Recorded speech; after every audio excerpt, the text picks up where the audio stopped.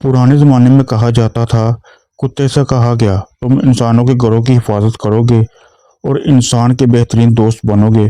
तुम्हें इनके छोड़े हुए खाने से गुजारा करना होगा और मैं तुम्हें 30 साल की ज़िंदगी दूंगा। कुत्ते ने कहा, 30 साल बहुत ज़्यादा हैं, मुझे सिर्फ 15 साल चाहिए। चनाचा इसे इसकी मर्जी के मुताबिक मिल गया।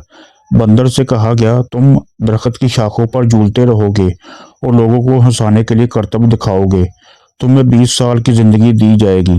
बंदर ने कहा, 20 साल बहुत ज्यादा हैं, मुझे सिर्फ 10 साल चाहिए। चनाचा इसे इसकी मर्जी के मुताबिक मिल गया।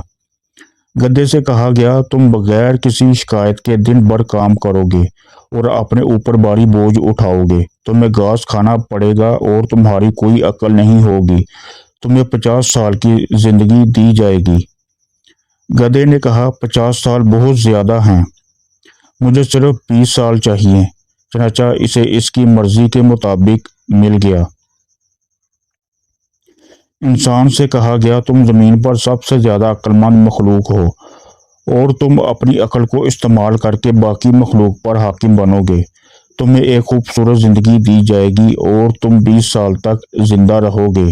इंसान ने कहा, 20 साल बहुत कम हैं, मुझे इन 30 सालों की भी ज़रूरत है जो गधे ने नहीं चाहिए, और इन 15 सालों की जो कुत्ते ने नहीं चाहिए, और इन 10 सालों की जो बंदर ने नहीं चाहिए। चनाचा इसे इसकी मर्जी के मुताबिक मिल गया। तब से इंसान 20 साल तक इंसान की तरह जिंदा रहता है। फिर शादी के बाद 30 साल गधे की तरह काम करता है। सुबह से शाम तक मशक्कत करता है और बोझ उठाता है।